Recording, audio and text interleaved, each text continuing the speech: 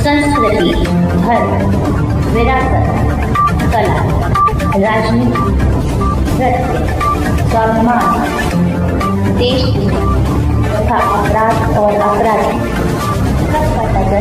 हमारे साथ शेर मोहम्मद, ये वो शेर मोहम्मद है, इनके पास सैकड़ों बीघा ज़मीन है, लेकिन अब उस ज़मीन को दबंगों और गुंडों ने कब्जा कर लिया है। अब कब्जा करने की स्थिति ये है कि जिसकी ज़मीन ज़्यादा पड़ी है, हर ज़मीन पर ना तो बंदा बाउंड्री कर सकता है, ना हर ज़मीन पर देखभाल कर सकता है, क्योंकि बंदा अकेला है, एक बेटा है, उसके लिए भी जान माल की भीख मांग रहा है। अब हकीकत ये है कि जो भू माफिया हैं लगातार अपनी दबंगई दिखा रहे हैं। इनको चौकी में इनका साफ तौर पर कहना है कि इन पर अवैध वसूली के भी आरोप लगाए गए, कुछ इनका कहना है कि जान से मारने की धमकी दी गई। आखिर ऐसी स्थिति में एक गरीब व्यक्ति जो परिवार के साथ रह रहा है, जो अपने मकान में रह रहा है, उन भू माफियाओं ने इन पर एक ऐसा आरोप लगाया जो इनकी अवस्था लगभग 70 वर्ष की होगी। अब ये व्यक्ति अपने बेटे के साथ मिलकर किसी महिला के साथ छेड़खानी करना, क्या ये बात एक जाहिर है? समाज में कितना बड़ा संदेश है? लड़के के साथ बाप होगा और बाप के साथ लड़का और बेटा बाप मिलकर दोनों एक महिला के साथ छेड़खानी करेगा। आखिर किस तरह से ये बात सच मानी जा सकती है? क्योंकि अगर बाप ही ऐसा करेगा तो लड़के की नज़रों में बाप गिर जाएगा, समाज की स्थितियां खराब हो जाएंगी। ऐसे भूमाफिया लगातार ऐसे ही अपराध कराते हैं और महिलाओं को आगे करते हैं और खुद दूर हो जाते हैं। ऐसी स्थिति में ये जो परिवार का व्यक्ति है अपने आप में अब ये भी कह रहा है कि अब मैं मजबूर हो जाऊंगा तो पलायन कर जाऊंगा या अपने परिवार के साथ आत्महत्या कर लूंगा। आखिर जिला अधिकारी हो या प्रशासनिक कोई भी अधिकारी हो, अगर इन भूमाफियाओं के खिलाफ कोई कार्रवाई कर रहे होते तो आज ये लोग अपनी आत्महत्या करने के लिए बेबस और मजबूर नहीं होते। लेकिन हर सरकारी कर्मचारी केवल अपने परिवार का भरण पोषण और नौकरी बचाने में लगा हुआ है, क्योंकि सच बोलने वाले को गले में फांसी लगानी पड़ती है। अब सच की बात यह है कि जो पहले बच्चे कहा करते थे झूठ बोलना पाप है, नदी किनारे सांप है, लेकिन अब उल्टा हो गया, सच बोलना पाप है, अब नदी किनारे सांप है।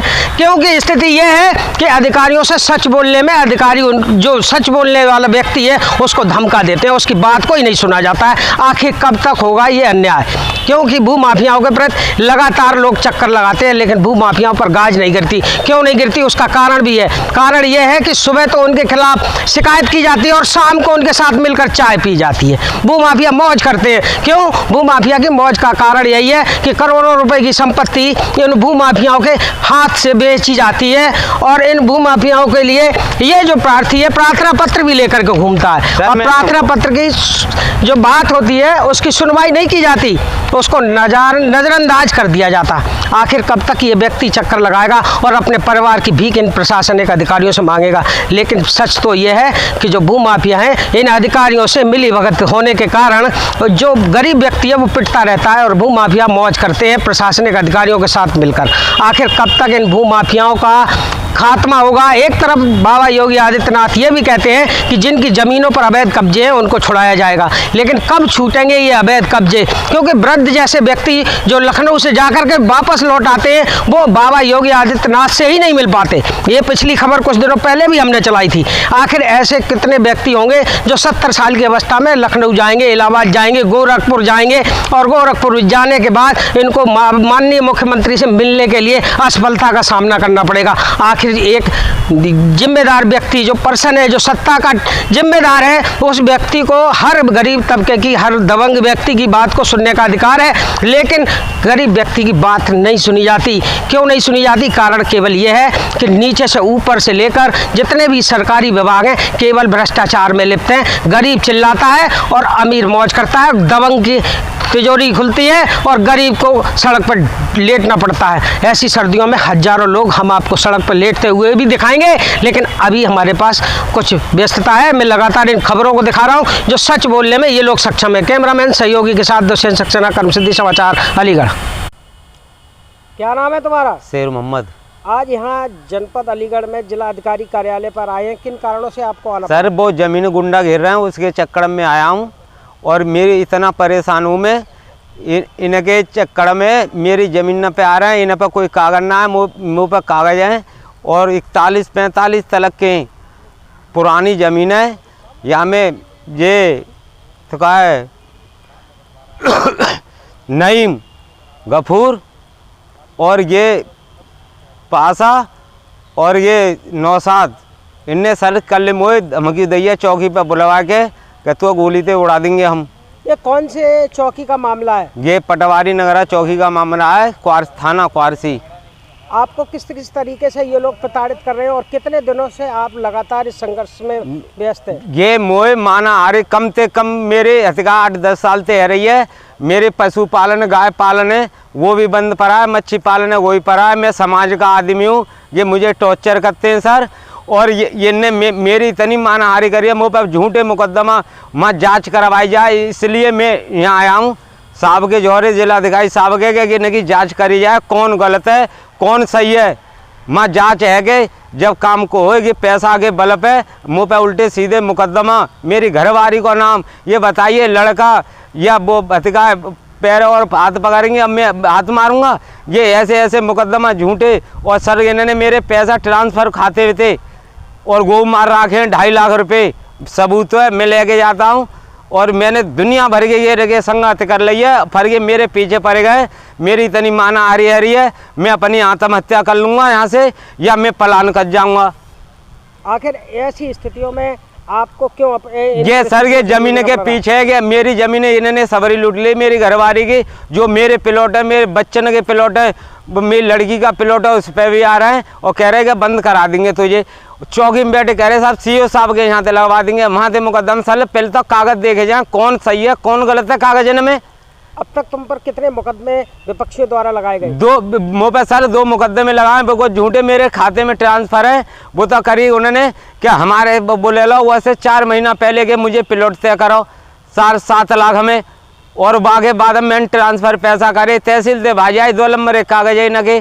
फिर उनने मेरे पैसा मारे 4 लाख नहीं मने, मैंने मकान बेचो मेरी छोरी को। और जब मुझे मालूम नहीं और मेरी बल्दियत बदली, मेरा नाम बुंदू खां है मेरे बाप का, उसमें अली शेर बताया इन्होंने।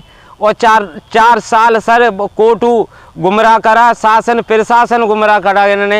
ये गुमराह करते हैं अपने फर्जी कागज फर्जी आदेश, इन्होंने ज़्यादा पढ़े लिखे हैं, अपने आप साइन करके उल्टी सीधी रसीद बनवाए वो कर रखे, बिल कटवाए वो करवाए वो, ज़मीन पर कहो आतंक फैला रहा सब इनने। कुछ सूत्रों द्वारा पता चला है आप पर वृद्धावस्था में कुछ महिलाओं के केस लगाए, किस तरह के केस लगाए गए? ये लगाएगा हमारे घर पर किराए पर रहते हैं। और सर मैं कबू किराए पे भाई घर में रहा हूँ तो मुझे चौड़ाई पे ठाड़े गोली ते उड़ा दो जाए। मैं ये केस लगाए गए, लौड़ा टांग पकड़ी और ये ने हाथ पकड़े बहू ने आखी ने, और मेरे ये ने हाथ मारा छाती पे। ऐसे ऐसे सर केस लगाए जा रहे हैं झूठे। ये कौन सा तरीका है सर? अब तक आपने प्रशासन से इतनी शिकायतें की, प्रशासन के यहाँ इतनी FIR दर्ज कराई, अब तक आपके प्रतिपक्ष में क्या कार्रवाई? क्या कुछ नहीं साहब, माँ लिख देते हैं कि समाधान हो गया, कुछ समाधान नहीं हुआ है। माँ कल की बात है सर, हमला करो है इन्होंने वहाँ बुला के हथिका और प्लॉट न पे फिर वो कह हम काम चलेंगे। और नहीं तो साहब माँ चौकी में बैठे कह रहे कि तो पे CO साहब के यहाँ से मुकदमा लगवाएंगे हम। हमारी जन कहाँ सेंट गए, इन्हें इतने बल बढ़ रहा है। और वो 9-7 साल बिहार का भैया है वो यहाँ रह रहा है। और जो दूसरे वो बॉर्डर के माँ के भैया हैं, 2 तो बाहर के, एक यहाँ का है, नई महीने का हेड है, पैसा खर्च करता है वो लगाता है।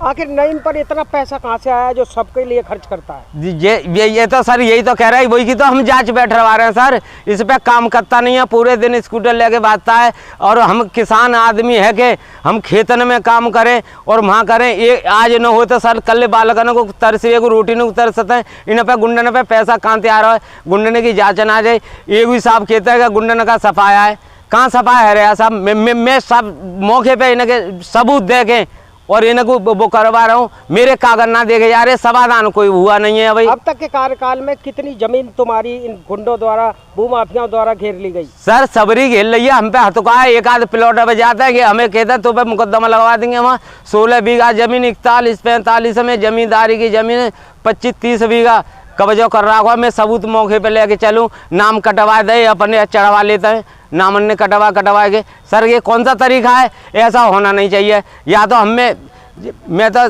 साहब योगी जी से कह रहा हूँ, जांच करके मेरी गलती हो तो मुंह में गोली मरवा दी जाए, चौड़ाई पे ठाड़े गए, और नहीं सर इनके संग कानूनी कार्रवाई करी जाए। मैं भयभीत हूँ इनसे, मेरे बालक ने संग मेरे संग कबू घटना है सकते कबू लोग औरत ने आघात डालता है सर, ये औरत ने आघात डायरेक्ट काम कर देता है। अब तुम जानते ही औरत से हर एक आदमी डरता है। अब तक कितनी लेडीजों ने आपके साथ दुराचार करने का प्रयास किया? सर मेरे दोस्त ने करा है। वो उन लेडीजों के नाम पता है? हाँ सर, ये मुबसराय बेगम है, उनने जो 2.5 लाख रुपया ट्रांसफ़र करवा ले खाते में, फिर मुझ पर मुकदमा लगवा। एक नई में की बीवी के नाम थे, मेरी घरवारी के नाम मुकदमा करवा। सर अभी जमानत करवा के लाया हूँ मैं। और ये कहते सब कानून व्यवस्था कहाँ सर? अब कानून की व्यवस्था के नाम पर अगर प्रशासन आपकी सुनवाई नहीं करेगा, उस कंडीशन में आप क्या करेंगे? हम सर ये क्या करेंगे, अपनी क्या तो आत्महत्या करेंगे, यहाँ से पलायन करेंगे, और फिर नहीं तो साहब फिर नखल हो जाएंगे, वहाँ जाएंगे